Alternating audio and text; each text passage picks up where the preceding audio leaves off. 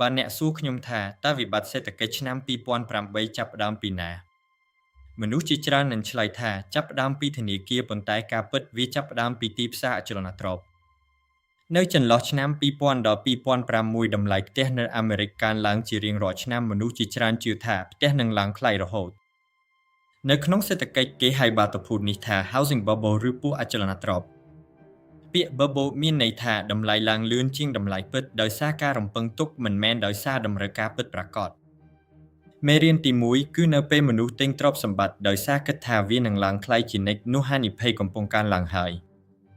ពេលតម្លៃផ្ទះឡើងខ្ពស់ធនាគារចាប់ផ្ដើមផ្ដល់កម្ចីកាន់តែងាយ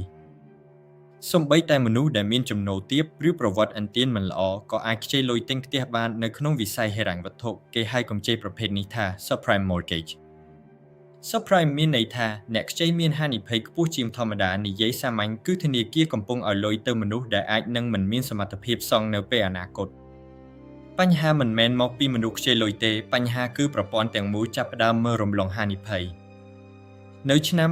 2006តម្លៃផ្ទះចាប់ផ្ដើមធ្លាក់មនុស្សដែលទិញផ្ទះក្នុងតម្លៃខ្ពស់ចាប់ផ្ដើមជួបបញ្ហាឧទាហរណ៍គាត់ខ្ចីលុយ$10,000ទិញផ្ទះមួយប៉ុន្តែឥឡូវផ្ទះនោះនៅសល់តម្លៃត្រឹម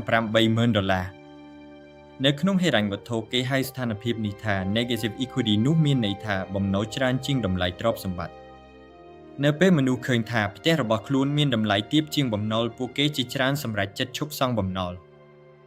នៅពេលមនុស្សឈប់សងបំណុលធនាគារចាប់ផ្ដើមខាតបង់ប៉ុន្តែបញ្ហាមិនបញ្ចប់ត្រឹមនេះទេធនាគារជាច្រើនបានយកបំណុលទាំងនោះទៅវេចខ្ចប់លក់ជាផលិតផលវិនិយោគគេហៅវាថា mortgage backed securities ឬ MBS និយាយឲ្យងាយយល់គឺធនាគារបានបំលែងបំណុលផ្ទះទៅជាទំនិញហិរញ្ញវត្ថុហើយលក់ទៅអ្នកវិនិយោគនៅពេលម្ចាស់ផ្ទះឈប់សងបំណុលផលិតផលទាំងនេះក៏បាត់បង់តម្លៃភ្លាមនេះជាចំណុចដែលបញ្ហាអចលនទ្រព្យឲ្យបានក្លាយជាវិបត្តិហិរញ្ញវត្ថុពិភពលោកថ្ងៃទី15ខែកញ្ញាឆ្នាំ2008ក្រុមហ៊ុនវិនិយោគដ៏ធំមួយឈ្មោះ Lehman Brothers បានប្រកាសសរសៃធនព្រឹត្តិការណ៍នេះធ្វើឲ្យពិភពលោកភ្ញាក់ផ្អើលមនុស្សចាប់ផ្ដើមសួរថាបើសូម្បីតែក្រុមហ៊ុនធំបែបនេះក៏អាចដួលរលំតើយើងអាចទុកចិត្តអ្នកណាបានទៀតវិបត្តិធំបំផុតមិនមែនការបាត់បង់ប្រាក់ទេវិបត្តិធំបំផុតគឺការបាត់បង់ទំនុកចិត្ត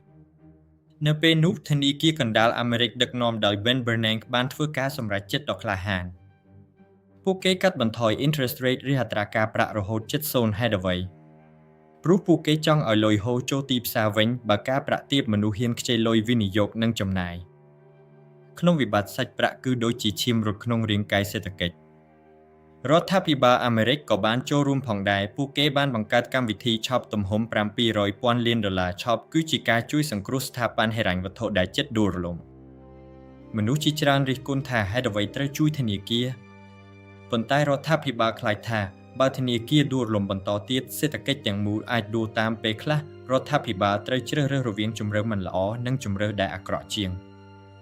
បើយើងមើលទីផ្សារអចលនទ្រព្យនៅប្រទេសជាច្រើនសប្តាហ៍ថ្ងៃយើងអាចឃើញសញ្ញាខ្លះដែលស្រដៀងគ្នា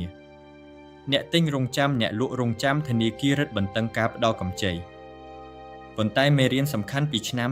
2008គឺថាទីផ្សារមិនស្លាប់ដោយសារខ្វះដីឬខ្វះផ្ទះទេទីផ្សារជាប់គាំងដោយសារខ្វះទំនុកចិត្តហើយទីផ្សារនឹងរស់ឡើងវិញនៅពេលដែលទំនុកចិត្តត្រឡប់មកវិញ